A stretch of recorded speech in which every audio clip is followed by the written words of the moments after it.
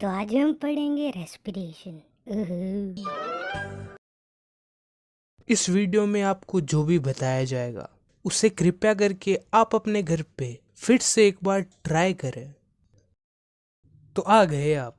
तो हमारा चैप्टर चल रहा था लाइफ प्रोसेसेस। पिछली वीडियो में हमने न्यूट्रिशन को पढ़ा था एंड न्यूट्रिशन ऐसा प्रोसेस था जिससे हम खाने जैसी कॉम्प्लेक्स चीज को सिंपलर सब्सटेंस में कन्वर्ट करते हैं ताकि उन सिंपलर सब्सटेंस से हम एनर्जी बना सके। न्यूट्रिशन से जो हमें सिंपलर सब्सटेंसेस मिली थी जैसे ग्लूकोज, उनसे जब हम एनर्जी लेते हैं तब उस प्रोसेस को हम कहते हैं रेस्पिरेशन। अब रेस्पिरेशन का नाम सुनते ही हमारे दिमाग में ब्रीथिंग आती है। तो ब्रीथिंग है तो रेस्पिरेशन का ही एक पार्ट, पर रेस्पिरेशन का मेन फंक्शन खाने से एनर्जी बनाने का होता है। तो the process by which a living being utilises the food to get energy is known as respiration. तो खाने से एनर्जी बनाने वाले प्रोसेस को हम कहेंगे रेस्पिरेशन। एंड रेस्पिरेशन में ब्रीथिंग भी होती है। ब्रीथिंग यानी गैसियस एक्सचेंज, जैसे हम बॉडी के अंदर ऑक्सीजन लेते हैं एंड CO2 को रिलीज करते हैं, तो ये होती है ब्रीथिंग। एंड ब्रीथिंग एक रेस्पिरेशन का ही पार्ट है। तो रेस्पिरेशन में खाने से एनर्जी बनाई जाती है।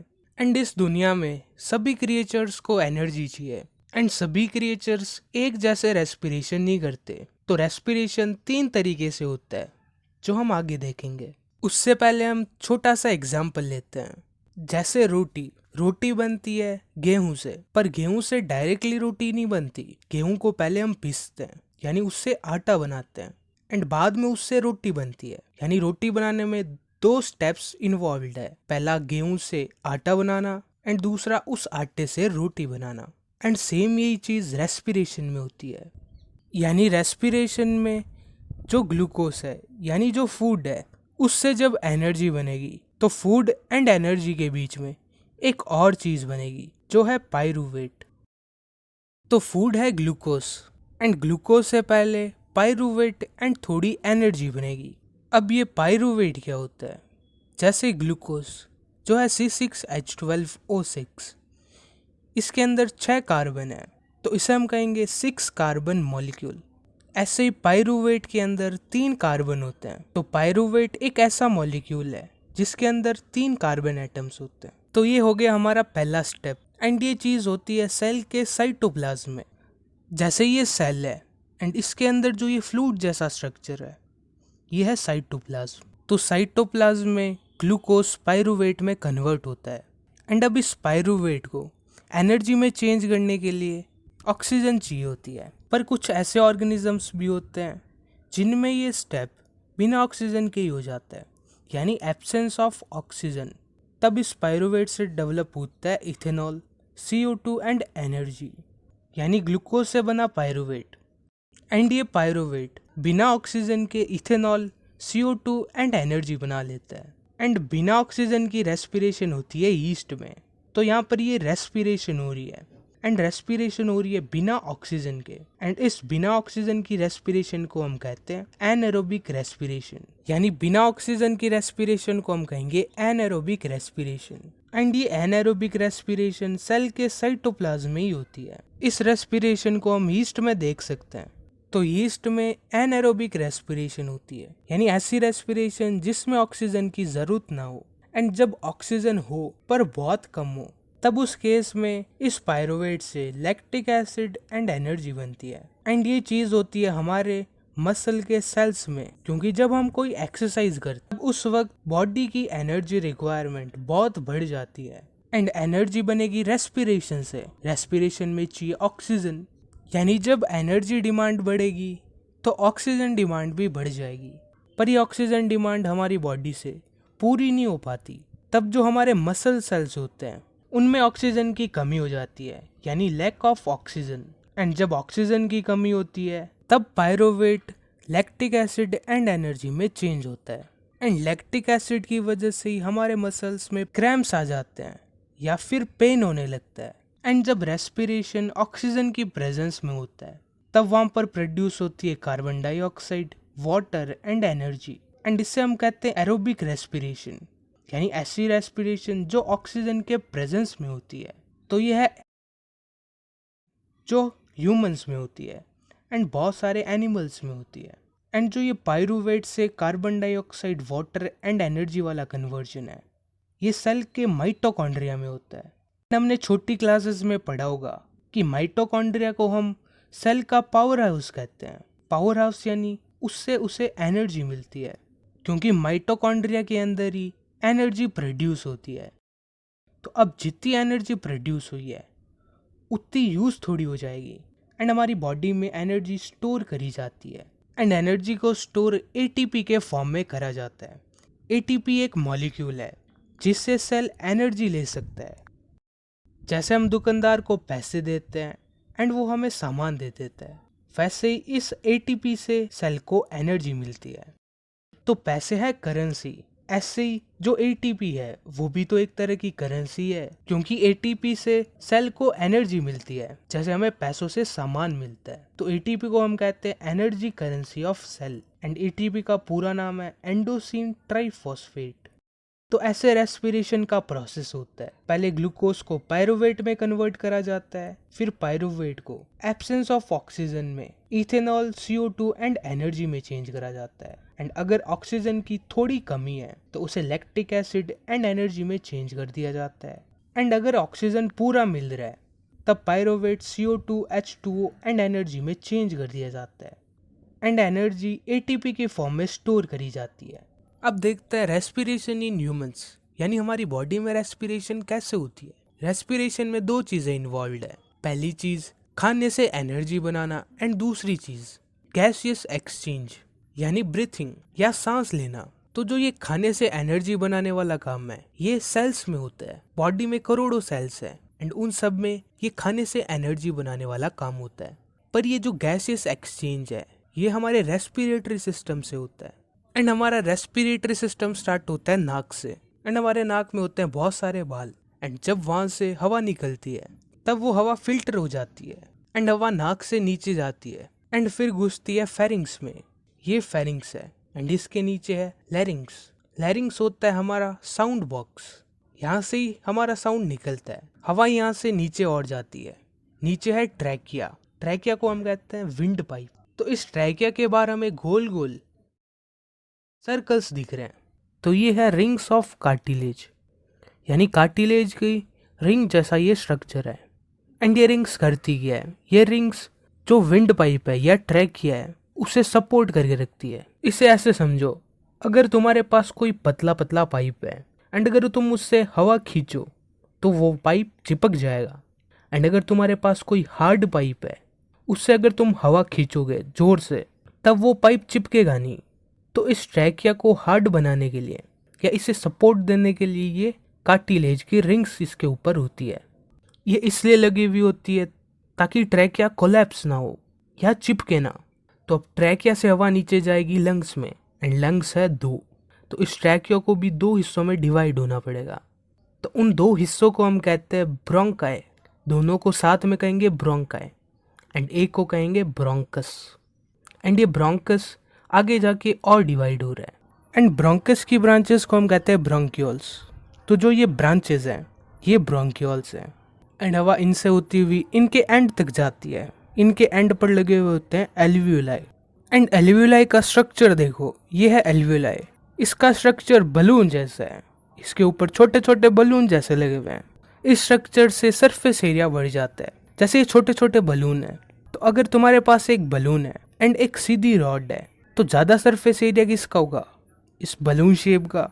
तो ऐसे एल्वियोलाई का सरफेस एरिया बढ़ जाता है। तो एल्वियोलाई काम क्या करता है, तो एल्वियोलाई पर ही गैसेस का एक्सचेंज होता है, यानी हवा में जो ऑक्सीजन है उसे ले लिया जाता है एंड CO2 को रिलीज कर दिया जाता है। अब ये CO2 आती कहाँ से है एंड ऑक्सीजन जाती कहाँ पे है, ये दोनों चीज़ें आती है सेल्स से। हमारी बॉडी में करोड़ों सेल्स हैं, एंड उन सेल्स से ब्लड वेसल कनेक्टेड होती है, एंड वो ब्लड वेसल ही एल्वियोलाई तक आई हुई होती है। तो वो ब्लड वेसल सेल्स से CO2 लेके आती है, एंड एल्वियोलाई से ऑक्सीजन को लेके उन सेल्स तक जाती है।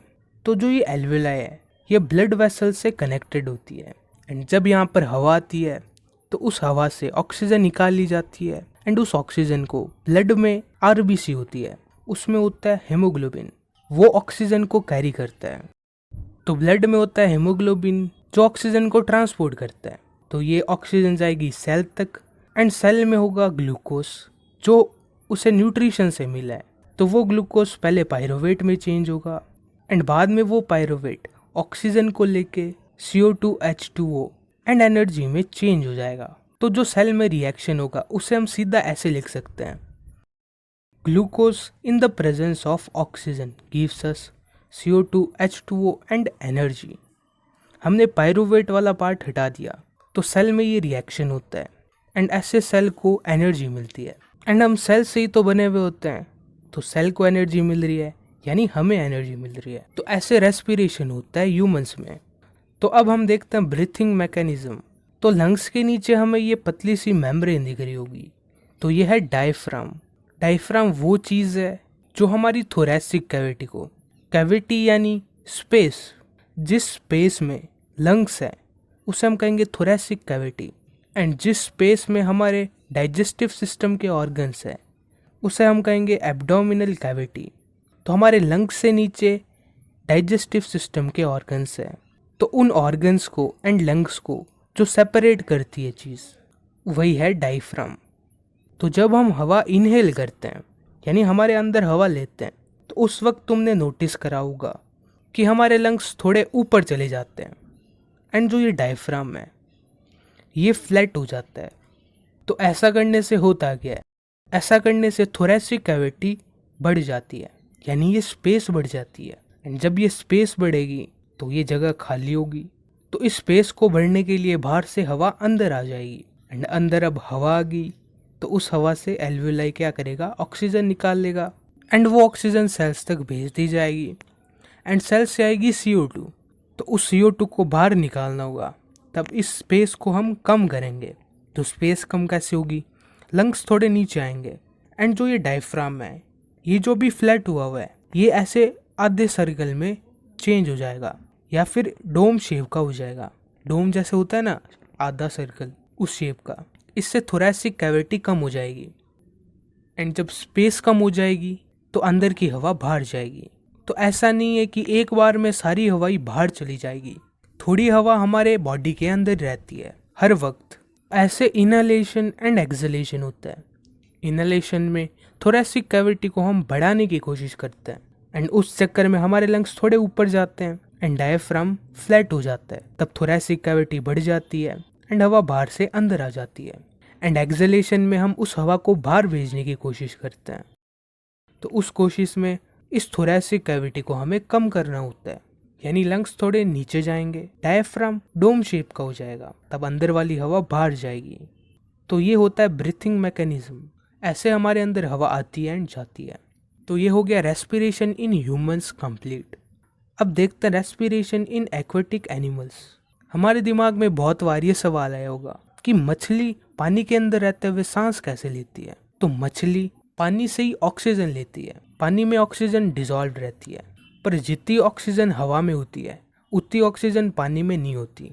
तब वो पानी को अपनी बॉडी में लेती है, पर उस पानी से उसे थोड़ी ऑक्सीजन मिलती है, पर उसे ऑक्सीजन तो ज़्यादा चाहिए। तब वो क्या करती है कि जल्दी जल्दी सांस लेती है ताकि उसे ऑक्सीजन ज़्यादा मिल सके। तो इस वजह से मछली की ब्रीथिंग रेट ज़्यादा होती है as compare to humans. Breathing rate ज़्यादा है यानी मछली जल्दी जल्दी सांस लेती है एंड मछली मुंह में लेगी पानी, उस पानी को पुश करेगी गिल्स तक। जैसे हमारे लंग्स होते हैं वैसे मछली के होते हैं गिल्स। वो उस पानी से ऑक्सीजन निकाल लेते हैं एंड वो ऑक्सीजन जाती है सेल्स तक। उस ऑक्सीजन का यूज़ करके ग्लूकोज से एनर्जी बना ली जाती है। तो ऐसे एक्वेटिक एनिमल्स में रेस्पिरेशन होता है। एंड अब देखते हैं प्लांट्स में कैसे रेस्पिरेशन होता है। तो प्लांट्स में जो गैसियस एक्सचेंज होता है वो होता है स्टोमेटा के थ्रू। स्टोमेटा एक ऐसी चीज़ है जिससे गैसेस का एक्सचेंज होता है। वो ज़रूरत पड़ने पे खुल भी सकती है एंड बंद भी हो सकती है। तो स्टोमेटा के थ्रू ऑक्सीजन अंदर ले ली जाती है एंड CO2 को रिलीज़ कर दिया जाता है। दिन के वक्त फोटोसिंथेसिस एंड रेस्पिरेशन दोनों चीज़ें होती है।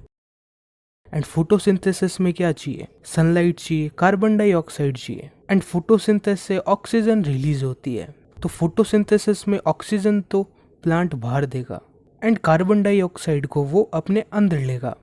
एंड रेस्पिरेशन में क्या होता है, रेस्पिरेशन में कार्बन डाइऑक्साइड रिलीज करी जाती है। ये इक्वेशन देखो, कार्बन डाइऑक्साइड यहाँ पर रिलीज हो रही है, तो जो रेस्पिरेशन से कार्बन डाइऑक्साइड रिलीज होगी वो फोटोसिंथेसिस में काम में ली जाएगी। तो दिन में सिर्फ और सिर्फ ऑक्सीजन निकलेगी, क्योंकि जो रेस्पिरेशन से CO2 बनी वो फोटोसिंथेसिस के काम में आ गई। तो दिन में सिर्फ और सिर्फ ऑक्सीजन निकलेगी एंड रात को फोटोसिंथेसिस नहीं होता, पर रेस्पिरेशन दिन या रात दोनों वक्त होता है। रेस्पिरेशन से प्रोड्यूस होगी CO2, तो रात को प्लांट CO2 रिलीज करते हैं एंड दिन में प्लांट ऑक्सीजन रिलीज करते हैं। तो ये हो गया हमारा रेस्पिरेशन टॉपिक पूरा कंप्लीट। अब मिलते हैं अगली वीडियो में, वो तुम्हें ऊपर दिख रही होगी या उसका लिंक तुम्हें डिस्क्रिप्शन में मिल जाएगा।